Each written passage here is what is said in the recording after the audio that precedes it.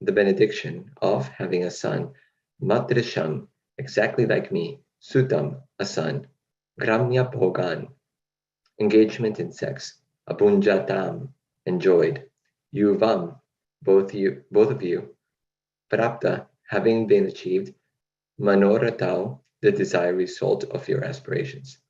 Translation and purport by His Divine Grace, A.C. Bhaktivedanta Swami Prabhupada. Translation.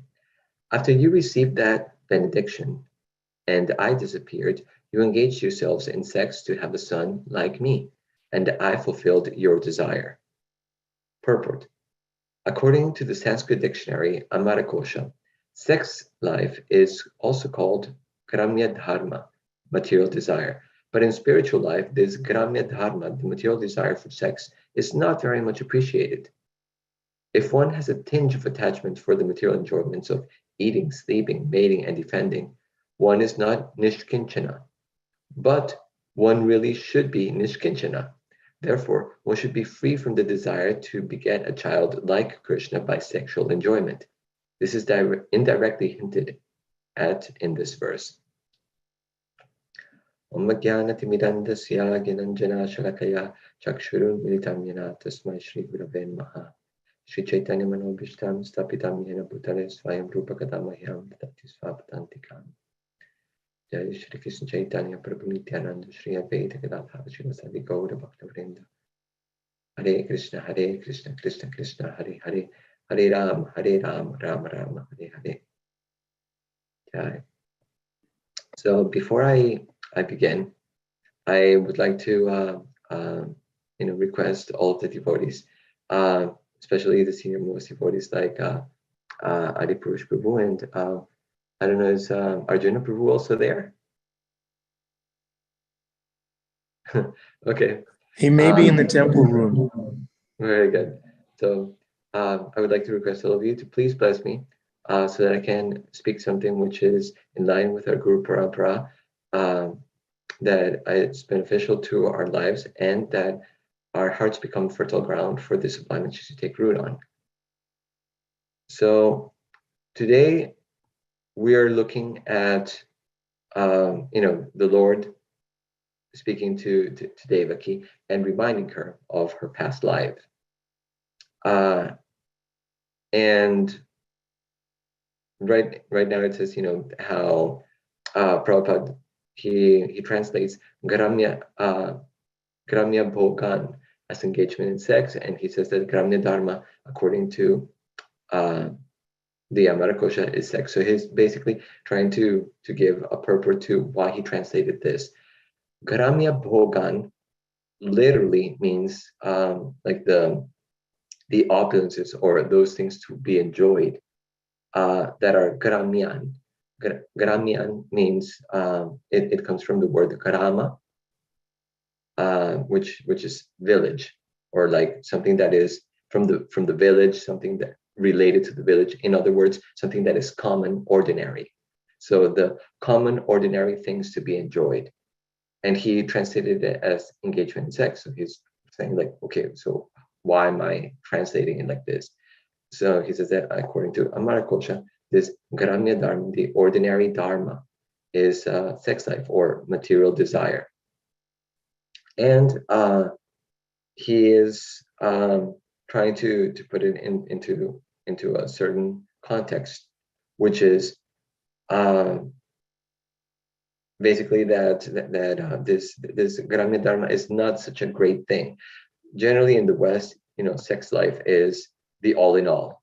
It's like, if you put sex in anything, you get people's attention, right? So, especially I've seen so many things, posters walking around, and it says like sex, and then it says, oh, now that I have your attention, here's something that has nothing to do with that. So that is just the common thing. It draws attention for. It's so important for people. There's so much research into sex life and how to perform better, and books and everything into it. Because it's so important. But according to the Vedas, it's not really such a big thing. Uh, it's not the all in all is actually one of the least things that they think about. And in fact, Prabhupada says here that it is not very much appreciated for if one has a tinge of attachment for material enjoyments of eating, sleeping, mating, and defending, one is not nishkinchana. So what is that? Basically, this mating or this sex life is one of these material enjoyments that are common not only in the human life, but also in every single other species of life. The cockroaches have sex life. The iguanas have sex life. All of these. So it's like big deal. That's not what the human form is for. So now that you have the human form, use it. Use all of its potential. People are constantly drawn to I want to be the best I can be, right? Or how to achieve my full potential. So many there are so many courses and seminars on this topic, especially in New York City, where people are driven, where they want to rise to the top. They want to feel achieve their full potential. So the human form of life has an incredible potential. Which is that potential? To break free from the cycle of birth and death. And if the focus is sex life, well, that is not really going to be like focused then on the highest potential that you can achieve, which is getting out of suffering forever. That's a big one. And so Prabhupada is here saying that nishkinchana, kinchana means something, and nishkinchana means like absolutely nothing, like not anything, basically. It's not anything. And this he's purporting at the fact that Krishna says that one has to be nishkinchana. One has to have nothing else but him in life. And if we have a tinge of desire for these eating, sleeping, mating, and defending, then it's going to be harder for us to focus on the Lord. That doesn't mean that one does not eat, sleep, mate, or defend. If you stop eating and sleeping, that's probably not going to be good. You'll go insane very soon. So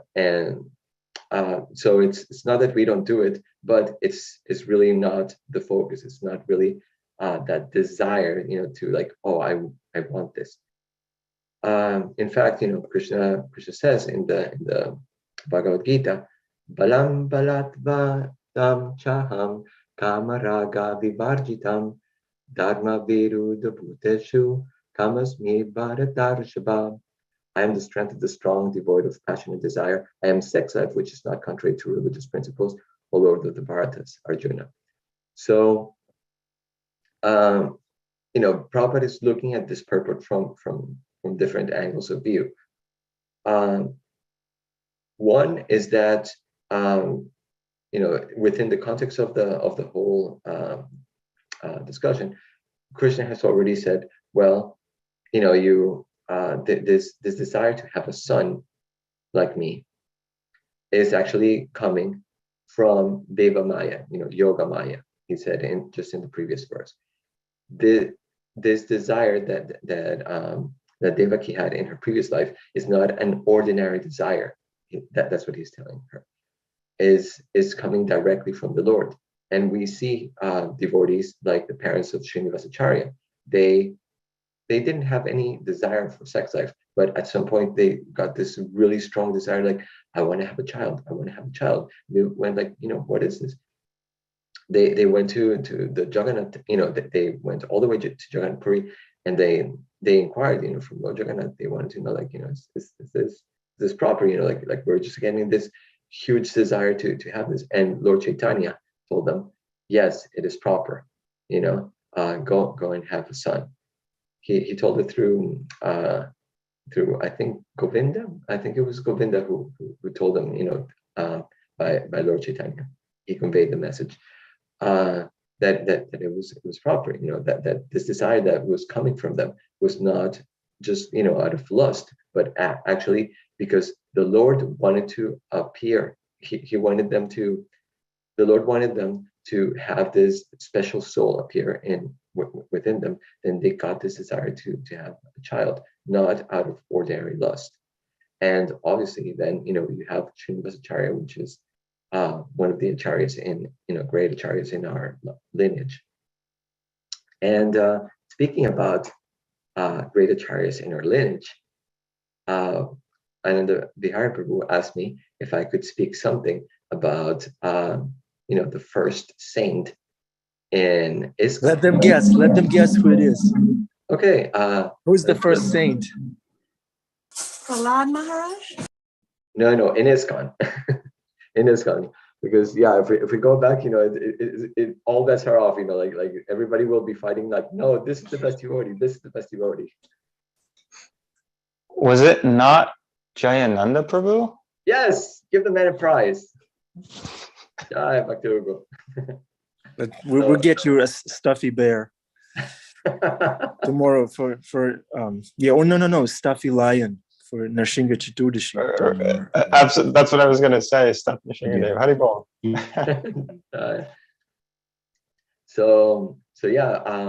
Jayananda Prabhu is the first Vaishnava saint, here in the West, the first saint in ISKCON. And his life is just amazing. His life is just, very inspiring. And so, with your permission, I would like to, speak a little something about him. It's interesting that, out of all places where a saint could be born, he was born in Dayton, Ohio. Just like mid-America, just like a city, very, very common, very traditional in that time. And he was from a family that was not very rich, not very poor, just like middle-class American family. He was the all-American boy. He grew up there in Dayton, Ohio, and went to Ohio State University, where he got a degree in mechanical engineering. Now, the thing is, he could have had a good life, as an engineer like that, and made a good amount of money, but he just wasn't into it. Like somehow or other, he said that when devotees would ask him, like, why didn't you pursue that career? I mean, you got that degree. He said, like, I just didn't fit in with all those upper class people. He just felt like out of place. In fact, he just felt that, he just felt out of place in general within this material world. And he couldn't put his finger on it. Like, what's wrong here? What's wrong with me? Like, so he decided to go to the West, like where all the youth was going at that time, to see if there was something there. And he decided to do something very, to maintain himself. He was a cab driver. He was just like, because he liked talking to people like that. But there was always like this sadness to him. He was always feeling depressed. That there was something missing in his life, and he couldn't put it. And even to the point of suicidal, to a certain point. And one day he just saw this ad on the paper that said that this Swami was coming. This Swami from India was coming. He was like, oh, he said that gave him a glimmer of hope. Maybe the Swami can help me. And so, he went and he greeted Prabhupada, and it's interesting, when he greeted Prabhupada in the airport, because we're talking here. This is San Francisco, right? And the people who are there, to greet Prabhupada are all hippies. So you got these people that are dressed really funky, wonky, and then you have somebody who is like 10 years older than most of these kids, and he is dressed, elegantly, and he was there to greet Prabhupada, and then they went to and when Prabhupada came forward, he said that he just saw Prabhupada like glowing. A lot of the people talk about this, that sometimes Prabhupada was seen to have like this brilliant aura around him. So he was just like struck by that. And in the next couple of days, he would go to the temple for the different programs that they would have with the Swami, Srila Prabhupada. And the interesting thing is that he actually liked more the morning program than any other program, just like most of you. And why is that? Because in the morning program, there were not so many crazy hippies there. It was just him and Prabhupada, because he said that the morning program was way too early for those hippies. So they would come for the evening program, but not for the morning program. So he loved being there because it was just like him and Prabhupada, and basically he got one-on-one Bhagavatam lecture from Prabhupada, and Prabhupada was like so much putting his Shakti, his love on Jayananda, and then it was very intimate. So Prabhupada would invite him to his quarters, and Prabhupada would feed him, and he said that that the Prabhupada would be feeding him until he got stuffed. He fed Jayananda Prabhu so much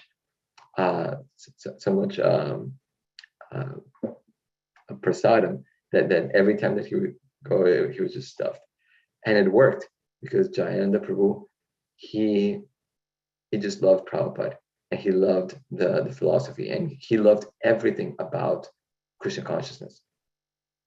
He loved everything that there was to Krishna consciousness, especially prasad. Prasad was, they said that Jayananda Prabhu could eat huge amounts of prasad, and even the way that he would pronounce prasad, he would pronounce it in the Bengali way, prasadam. Hey Prabhu, have some prasadam, and it made everybody want to eat prasadam, and especially he loved peanut butter halava. That was his favorite. Peanut butter halava was his absolute favorite, and he would he was just like to the point where sometimes he would wake up a devotee like, hey Prabhu, what? Hey Prabhu, wake up. It would be the middle of the night. What's up, Jayananda? What's up? Like that. Hey, here, take this nectar. And he would put us like a samosa on that devotee's mouth. He was just like that. He was very excited about prasadam.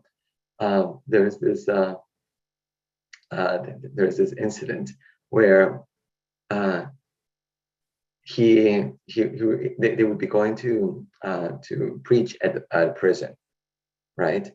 And Jayananda Prabhu, he decided like, okay, let's get the devotees from Berkeley. So let's go to Berkeley and he was living in San Francisco, so let's go to the University of Berkeley, get him, and go to the prison and have like this amazing program there. So he told the devotees in Berkeley, okay, you guys just make like incredible, all of these simply wonderfuls and halava, and so we can distribute there. So they made incredible simply wonderfuls and halava, and he put them all in the truck, and then they started going to the prison. And then Jayananda Prabhu said, like, hey, while they're on the way, Prabhu's, we should really, try to like see, what the quality of these of this prasadam is before we give it, because we don't, we have to give them the best, right? So we should. So hey, pass 2 plates here to the front, like that, and everybody should also take. So everybody was like, it's like, oh wow, like this was awesome, this was wonderful, this amazing prasadam, like that. Hey, you know what? Send 2 more plates. Yeah. It was so like, come on, like they kept on, plate after plate like that. Finally, they were getting to the plate, and it's like, oh my God, there's no more. Like there's only crumbs left here. Like they finished the whole thing, and they were like, oh my God, what are we gonna do? Like we're so low, like we can't do, like we took all the conditioned souls like that. And then when they got to the gate, the guard said, so who are you? Oh, we're here for this thing. And do you have any food in your truck? Because we don't allow food. And he said, like, no, we don't have any food. Okay, well, Jayananda Prabhu already knew that they didn't allow any food, but he just wanted to get like this amazing prasadam from the devotees in Berkeley. So he devised all this thing up. But Jayananda Prabhu, he was he worked hard. He was so hardworking. He did all services. Any service that would be asked of him, he would do it. He would wake up before anyone else, and he would go to sleep after everyone had gone to sleep on a regular basis. And he would do anything, like he would take out the trash. That would be like something that he would be doing. In fact, one time this boy came to the temple, and he was like, oh, can I do some service for you guys? And Jayananda was the temple president said, like, yeah, you can maybe go and help to take out the trash. And Jayananda Prabhu, he was just like so blissful, and preaching to this new boy and everything like that.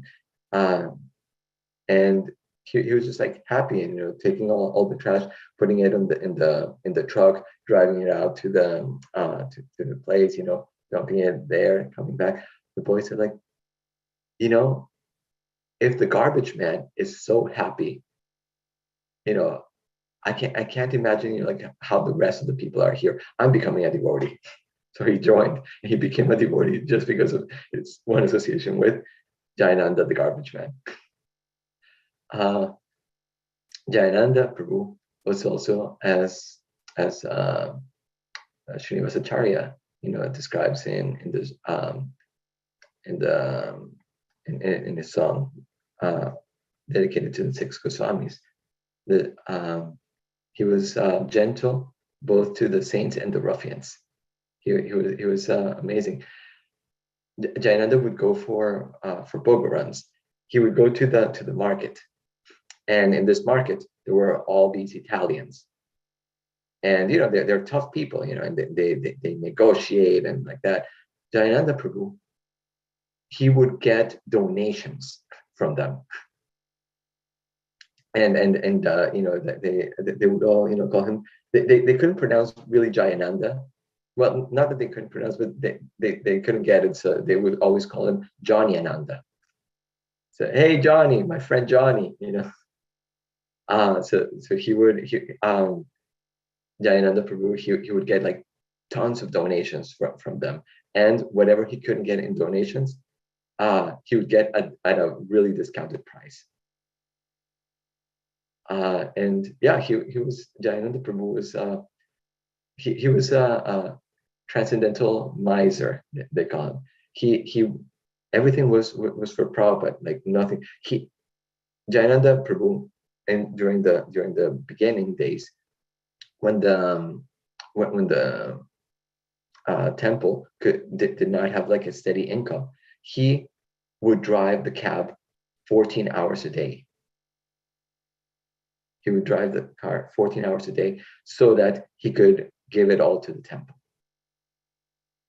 And he was happy doing it. His classes, obviously, when he would give class, were all about, like realizations that he got as he was talking to all these people. This person like that, this happened, and that person over there. We're people are suffering so much. We have to give Krishna consciousness. He got realization that was what his classes were about. And still, he would do those 14 hours, and he would still do like so much more service in the temple. He was nonstop. Generally, he was when at a certain point, he was also asked to be a temple president, and they would come up with all of these problems, like, hey, Jayananda, we have this problem, we have that problem. He would do the whole cab thing, would come to the temple, wash up, put on a suit, go out there, receive the guests, have them like that. And he was basically the only one that was sustaining the temple at that time, because everyone else was a hippie. And hippies don't have money. It's interesting because Jayananda Prabhu, he was so incredibly humble. Even though he was senior to all of them by like 10 years, he treated everyone, like his superior. He did not he did not think himself like any better than. In fact, anytime that anybody would praise him, he would just get out of the room. He couldn't stand being praised. They knew that if they wanted to have Jayananda's association, they should not praise him in front of him, because he just couldn't tolerate it. And Jayananda Prabhu, he would also do the incense runs whenever when they started that practice of selling incense like that. He would go and have so many people. He would be going and distributing to so many places, and they loved him for it. He was also extremely good at, because of his engineering skills. When it came to Ratha Yatra, he was working to build the carts. He was the first engineer of ISKCON to create these beautiful Ratha Yatra carts. And he would work tirelessly. For months, doing all that. And a devotee, he recounts how Jayananda would say, like, hey, jump in the truck. We're gonna go get some materials. They said, okay, fine. And he saw that they were just going to different places, and Jayananda was going like, oh, okay, so here's some wood, here's some metal beams like that. And the devotee was like perplexed, like, Jayananda, but like, aren't we gonna get anything? Like, we're just going to all these places. So they just went back to the temple, and in the evening they would go to these places and grab them. So it's five-finger discount. Yeah, because they didn't have money at that time. So again, Jayananda Prabhu, he was trying to save as much money for the temple as possible. And with that, he would engage so many people in working. He would work all day long. In fact, like he would get people off the street. Like there was a boy that was passing by, and like, hey, you, can you help me for just 1 second? Just come. I need somebody to hold a nail for me. And we're like, okay, yeah, I can do that. So hold it straight, and then he would hammer it. And it's like, oh my God, you're so good. You held that nail so straight. You're like a natural. Can you do that again? And the boy was like, yeah, I can do it. Boom. Oh wow, that's incredible. And the boy was like, yeah. And can you also hammer?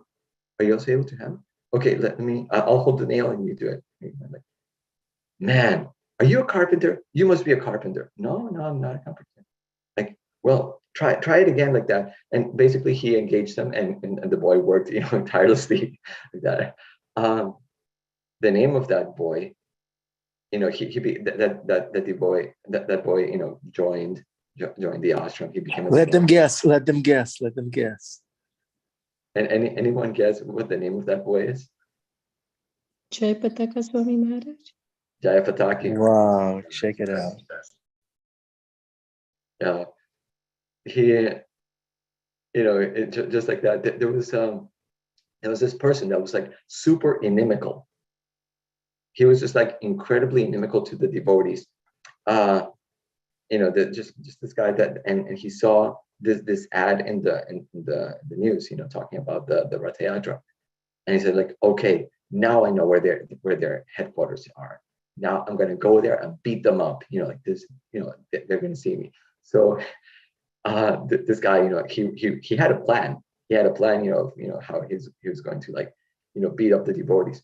He got to the temple, but when he saw it was like this parking lot, and the building, he said, okay, I'm going to get it now. And he saw Jayananda Prabhu. Jayananda Prabhu went like, oh, hey, where are you coming from? Hey, can you help me doing this? He just disarmed him with just like so much love, affection, grace, and like that he put this guy to start, hammering throughout all of this place, and that guy became a devotee. Jayananda Prabhu, he, as I said, he was working these boys so hard, but he was also feeding them. He was also feeding them well, because he loved prasadam, and he would get these little grills and take it to the parking lot, and he would be making incredible prasad to the point where like devotees from the temple, they would sometimes sneak into there, so they could get the prasadam that he was making. And Jayananda Prabhu, there was this time when a devotee was working hard, there with Jayananda Prabhu, and it was a festival day. So they were working and said, hey, Jayananda Prabhu, we should probably get going, to the festival, otherwise, like we're gonna miss it. It's like, oh yeah, we'll make it, just keep working. This devotee, okay, fine. And then, like an hour later, like that, Jayananda Prabhu, like they should be serving the feast now. So, like it's, if we don't go there, we won't make it. Oh, it's okay, we'll, there'll be enough when we come back. Okay. And it just came like that, and this devotee was like getting more and more anxious. Finally, they decided, okay, it's a wrap. Let's go. They jumped in the van. They went to the temple, and there are all these devotees, with nice ironed deities and saris, looking so beautiful like that, and they're in their work clothes, just like overalls, grease all over, and just like a mess. They were like, And then, they got to the prasadam hall, and all the prasadam was gone. Everything was just like gone. And they were like that. And then Jayananda Prabhu said, like, hey, come to this, to this room. Yeah. So they went to the room, they locked the door, and there was the whole feast for them. He said, don't worry, when you're working with me, there's no problem with prasad. The devotee said that, whenever, they were around Jayananda Prabhu, there was no problem. There was never any problem. They would ask, at some point when he was temple president, some devotee went like, Jayananda Prabhu, there's no soap. There's no soap. How are we going to, get to Mangalarti, if we can't take a bath, there's no soap. It's like, well, and then, there was this soap powder, the one that you use to scrub to wash to wash the bathroom like that. It's like, look, there's soap. It's like, Jayananda, you're not serious. We can't take a bath with this thing. So like, oh, why not? He went into the shower. He started, bathing like that. He said, oh, look, it's got scrubbing action to it. He's like, yeah, see, there's no problem. And you can't argue with that. He just took a bath, So there was never any problem. And a devotee said once, that he said, Jayananda Prabhu, how did you become so advanced? He said, like, I don't know. I'm too busy, working to think about these things. He was just like working nonstop, all the time, and he was always just like. It is said that it was not uncommon to see Jayananda, working underneath, a car, and just like his legs sticking out, and having like a bunch of devotees around, not devotees, just like common people around him, and him just like preaching while fixing that car. It's But Jayananda Prabhu, he was always encouraging, and trying to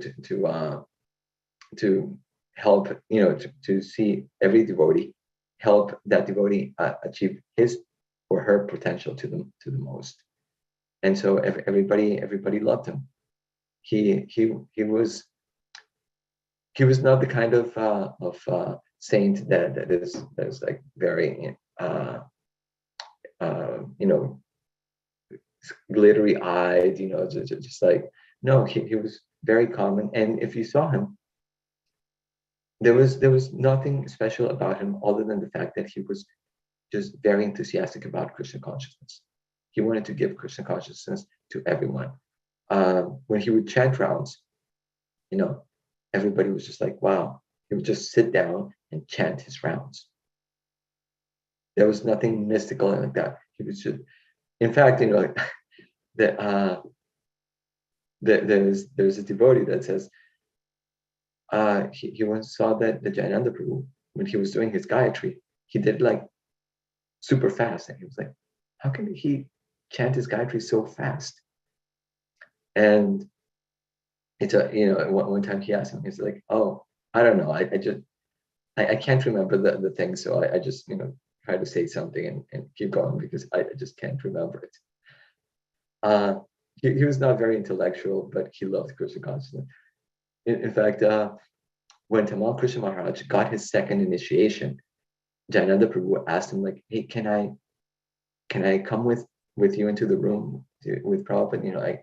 He said, like, why do you want to do that? He's like, it's just that I forgot the whole mantra, and like that I don't know how to do it. So he went like, oh, okay, yeah, just come with me.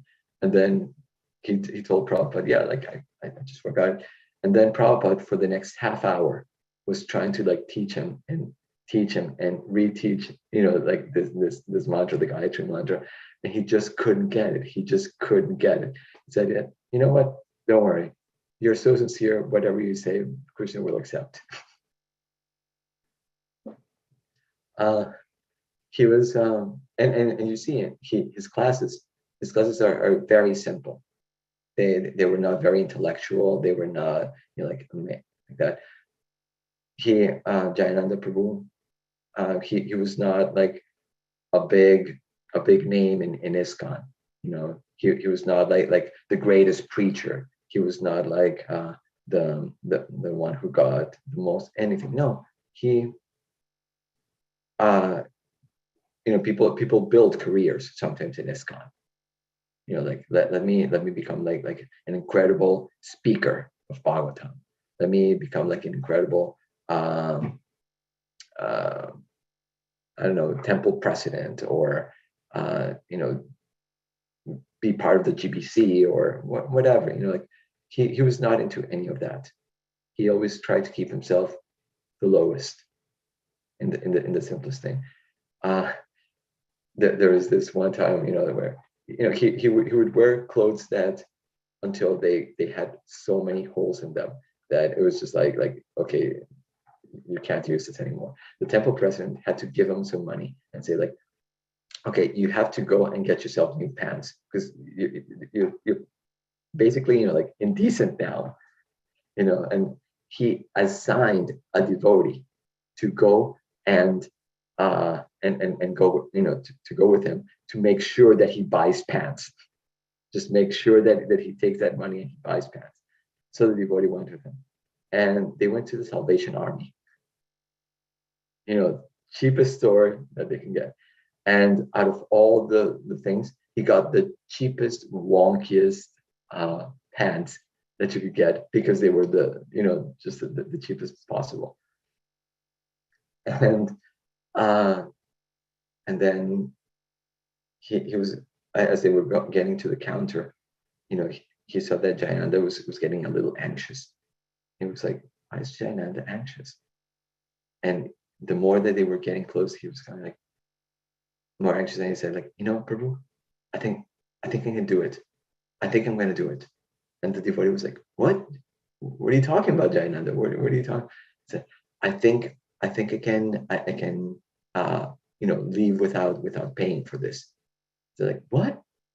Jayananda, like come on, like it's not so much money. Like, why don't you just pay for it? No, I can't put money on this thing for myself. I just can't. I'm just going to do it. And so they left like that. They tried to go out with it. They got caught, and it was like, oh my God, no, we got caught.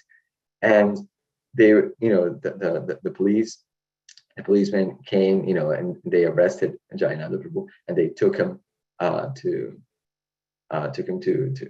court. And in court, they were like, okay, so how do you plead? And Jayananda Prabhu said, guilty. And then he said, like, can you explain yourself? And then he explained, how his spiritual master, Srila Prabhupada, is the master of the whole universe. He is the Jagat Guru, and he's come, and he's suffered so much to come to the West and to give Krishna consciousness to others. And his mission is so important. And he was saying like, I can't waste a single penny on myself. All of this has to go to him, so that he can spread Krishna consciousness to others. How can I think about myself? How can I possibly give put anything for myself when this money could be going to so many other projects like that. The judge, he was just like, this man is a saint. Like, I can't charge you for anything like that. You know what? Just pay for those pants, and this journey. And the policeman that brought him in, he said like, I'll pay.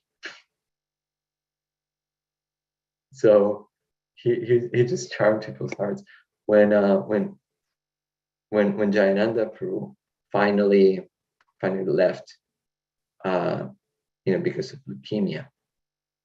There was this, he used to go to get permits every year for the Rath Yatra.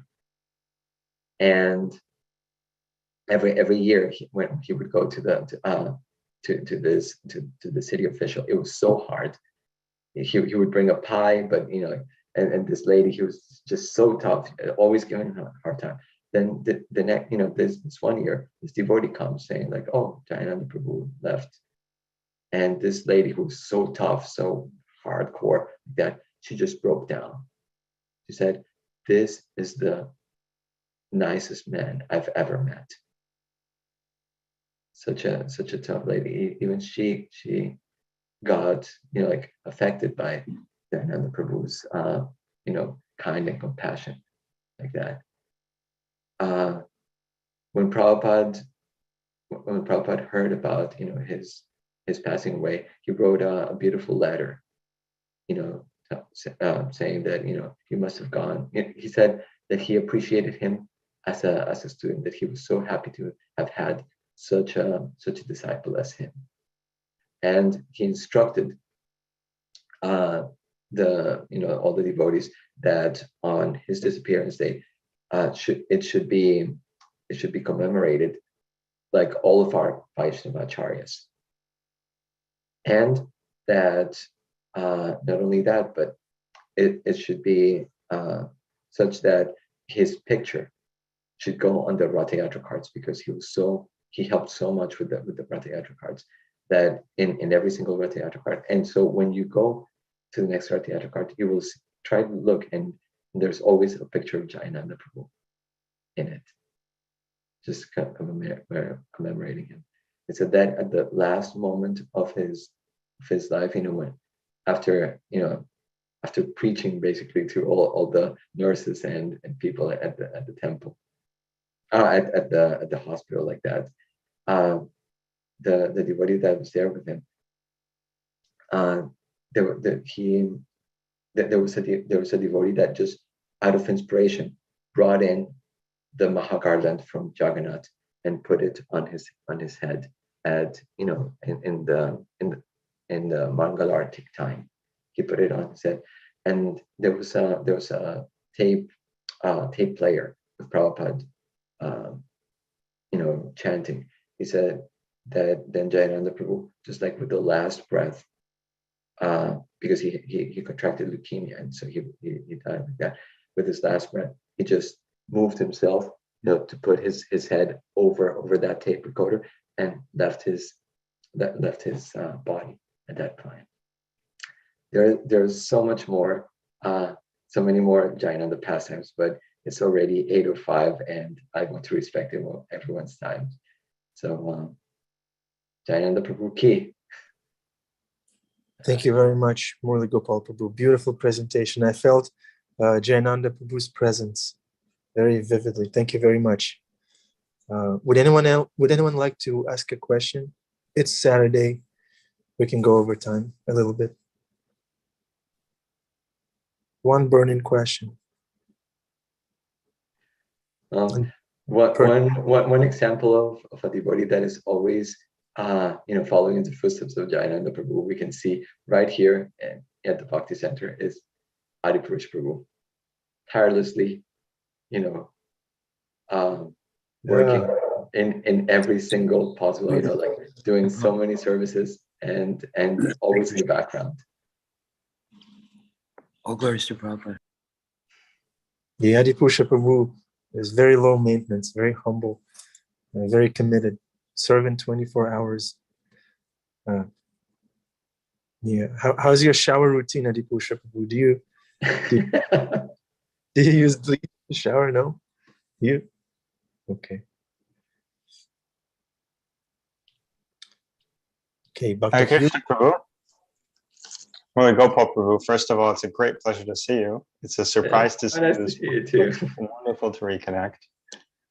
I don't know if there's any questions, but there was just so many thoughts that came to my head as you were speaking. I feel like I can now speak as long as you spoke, just reflecting on your class, because it was really beautiful. But the pastimes of Jayananda Prabhu, I love that we got an opportunity to go with them. It was surprising topic for this Saturday morning, and I really appreciate it because, yes, I think back then it was the case, but even now, when there's even more temples than there were in Prabhupada's times, and there's even more devotees, and there's so many big programs, and there's Food for Life, and there's the GBC, and there's scholars of Sanskrit who are publishing Puranas and Upanishads and Gaudiya texts and all, and there's so many big things happening. Now we're part of this humongous international movement. But we see from Jayananda Prabhu's example, it's like often sincerity is really that most important part, that you may be sweeping the floors in the temple, or you may be taking out the trash or cleaning the toilets. That was Ayendra Prabhu's favorite, right? These kinds of things, but that's just as important, that we shouldn't get caught up in this fact that we're, it's beautiful that we have this international organization by which we can spread Krishna consciousness, share it with others, and engage others and bring devotees together. But at the same time, I think the biggest thing I get from Jayananda Prabhu's example is being satisfied with doing those simple things and doing those simple services and just being engaged and just chanting and just hearing the philosophy. And if we just do that, we'll advance and we'll be able to do good for others as well. So thank you for sharing, Prabhu. It was really beautiful pastimes, and I love the stories. Yeah, it's as you say, Jayananda Prabhu, he, Prabhupada, what made him special was his to Prabhupada and to all the devotees was not his position, but it was his qualities. That's something that stuck out. Prabhupada would come to the temple, to the San Francisco temple, and he had all these devotees, that would be there, from GBC, sannyasis and like that, gathering around him, and he would be asking, "Where's Jayananda? Where's Jayananda?" And he would be giving darshan, to everyone, and oh, Jayananda, he's not here. He's working, in the, fixing a car, like that. Call him up.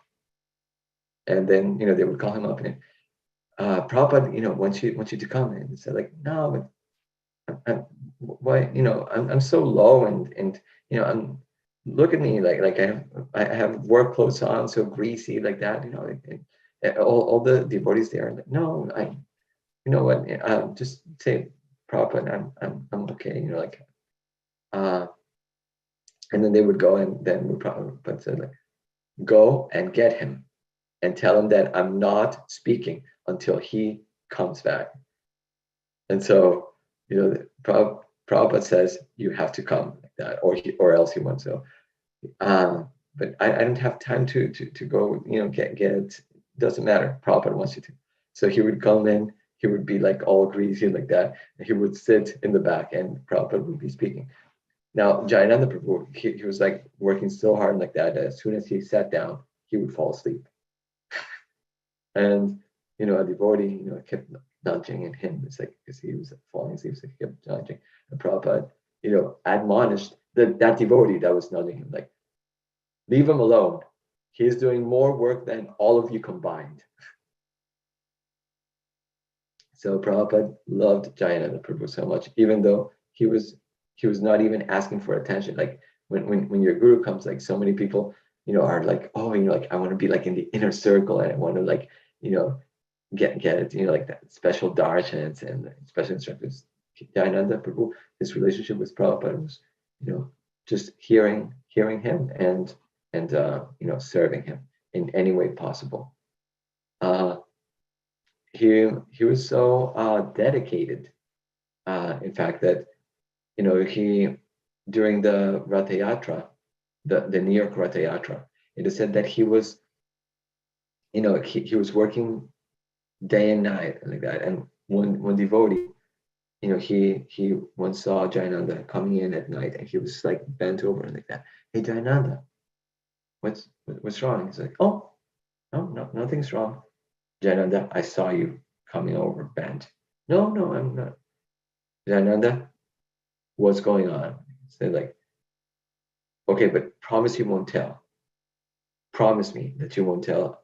Like that. So like, okay, I promise I won't tell, but but I will only promise if, he said, you have to tell me that there's something wrong with you, and I promise I will not tell. But after the Rath Yatra, you have to get yourself seen for whatever it is. I said, okay, fine. So he just showed him, and he was like full of, just like these growths around his body that were like super painful. But he was working tirelessly, and he did not show it to anybody. You see the New York Rath Yatra of 1976.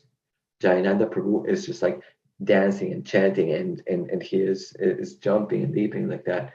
You would never guess that he is suffering severely from leukemia. And he because he didn't want to anybody wasting money on him. He didn't want to stop his service at any point with anybody. So it was just like heartbreaking to see him.